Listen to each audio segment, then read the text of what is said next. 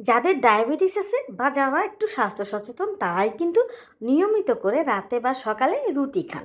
কিন্তু একটা সময় রুটি খেতে খেতে অরুচি চলে আসে, তখন কিন্তু সেই রুটি দিয়ে আর সেই ডিম দিয়ে বানিয়ে ফেলতে পারেন এইরকম একটা মজাদার নাস্তা। তাহলে চলুন বিসমিল্লাহ করে রেসিপিটি শুরু করা যাক। এই নাস্তাটা তৈরি করার জন্য লাগবে 1 কাপ আটা। আপনারা এখানে আটার পরিবর্তে ময়দাটাও ব্যবহার করতে পারবেন। দিয়ে দিলাম হাফ চা চামচ লবণ, আর দিয়ে দিলাম হাফ চা চামচের মতো চিনি। ডায়াবেটিস যাদের আছে তারা চিনিটা অবশ্যই বাদ দিবেন। এবার ভালোভাবে সবগুলো উপকরণ একটু মেখে নেব। এখানে আমি হাফ কাপ নর্মাল রুম টেম্পারেচারে থাকা পানি দিয়ে দিব।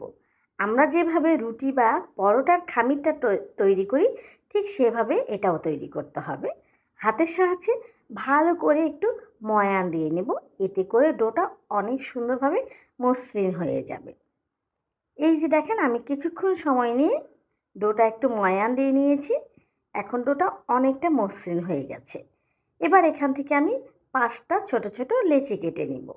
তারপর আমি ঢেকে রেখে দিব 10 থেকে 15 মিনিটের জন্য, এতে করে ডোটা অনেক নরম হয়ে যাবে। এবার ভেতরের পুরটা রেডি করে নেব। এখানে 2টো ডিম নিয়েছি, 1 চিমটি পরিমাণে লবণ দিয়েছি। লবণ কিন্তু বেশি দেওয়া যাবে না এ পর্যায়ে।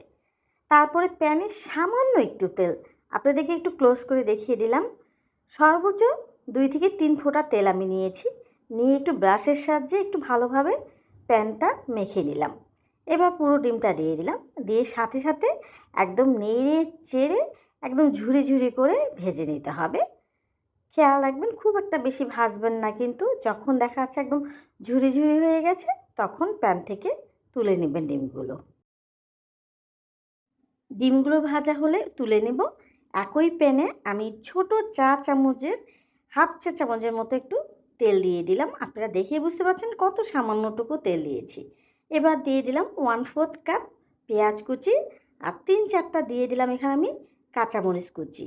এবার সামান্য একটু সটে করে নেব যেন পেঁয়াজগুলো একটু নরম হয়। যখন পেঁয়াজগুলো একটু নরম হয়ে আসবে সেই পর্যায়ে দিয়ে দেব আমি ভেজে রাখা ডিমটা। দিয়ে দেব স্বাদে ম্যাজিক মশলা 1 প্যাকেট। এটা কিন্তু অপশনাল, হাতের কাছে থাকলে দেবেন, না হলে এমনিও করতে পারবেন। আর এই ম্যাজিক মশলাটা দিলে কী হয়, পুরটা খেতে বেশি ভালো লাগে। এখানে ডিমটা ভাজার আর কোনো দরকার নেই, সবগুলো ভালোভাবে মিশে গেলে তারপরে নামিয়ে নিয়ে ঠান্ডা করে নেব। আপনারা কিন্তু এই পর্যায়ে যে কোনো সবজি ব্যবহার করতে পারেন, গাজর, ক্যাপসিকাম অথবা চিকেনও ব্যবহার করতে পারবেন।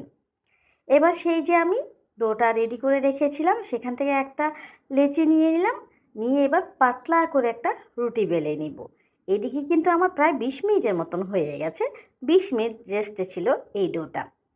পাতলা করে রুটি বেলে নিয়ে তারপরে দিয়ে দেবো এবার আমি ডিমের পুরটা। একদম যেভাবে রোল বানানো হয় ঠিক সেইভাবেই এই রোলটা বানাতে হবে। ডিমের পুর আপনারা আপনাদের পছন্দ মতন দিয়ে দিবেন, দিয়ে তারপরে যেভাবে রোল ভাঁজ করে ঠিক সেভাবেই ভাঁজটা দিয়ে দিচ্ছি। আপনারা দেখে বুঝে নেন আমি কিভাবে ভাঁজটা দিচ্ছি। এবার একটু ফোল্ড করে নিব। এরপর মুখটা চেপে চেপে সিল করে দিতে হবে। এই যে দেখেন একটা রোল আমার তৈরি হয়ে গেল। এইভাবে সবগুলো রোল আমি একে একে তৈরি করে নিব। আমি কিন্তু অফ ক্যামেরায় আরও হাফ কাপ আটার আমি ডো তৈরি করে নিয়েছিলাম, কারণ যে পরিমাণ ডিমের পুর হয়েছে সেখানে আমার 7 থেকে 8টা রোল হবে। আচ্ছা বলেন তো আপনারা আমার ভিডিওগুলো কে কোথায় থেকে দেখেন? অবশ্যই কমেন্টে একটু আপনাদের জেলার নামটা লিখবেন, এতে করে আমি যেন আপনাদের জেলা এবং আপনার নামটা আমার ভিডিওতে উল্লেখ করতে পারি। এই যে দেখেন সবগুলো রোল আমি বানিয়ে নিয়েছি। এবার এই রোলগুলো সেদ্ধ করার পালা। সাথে সাথে কিন্তু ভাজা যাবে না, প্রথমে ফুটন্ত গরম পানিতে দিয়ে দিতে হবে। অনলি 2 মিনিট শুধু এটা সেদ্ধ করতে হবে। এক পাশ 1 মিনিট, তারপরে আবার উল্টে দেব। উল্টে দেওয়ার পরে আবার 1 মিনিট, এইভাবে 2 মিনিট আমি রোলটা পানিতে সেদ্ধ করে নেব। এখন অনেকেই বলবেন এটা তো অনেক ঝামেলার কাজ, এর থেকে রুটি খাওয়াই ভালো। ভাই, প্রতিদিন তো আর কাজটা করবেন না, মাঝে মাঝে যখন রুটি খেতে মন চাইবে না তখন এইভাবে করতে পারেন।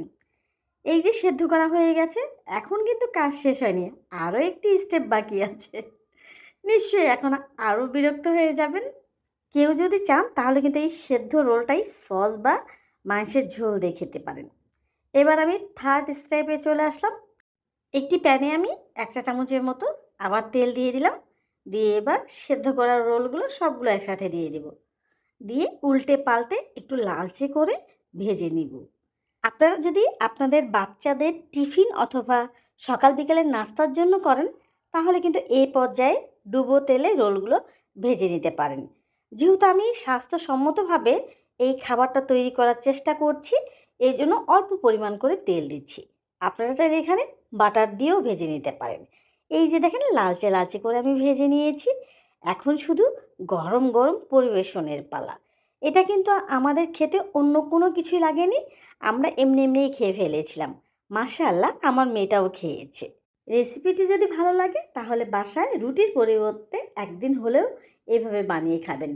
আর যদি বেশি ভালো লেগে থাকে তাহলে ফ্যামিলি ফ্রেন্ডসদের সাথে শেয়ার করে দিবেন। ভালো থাকবেন। আল্লাহ হাফেজ।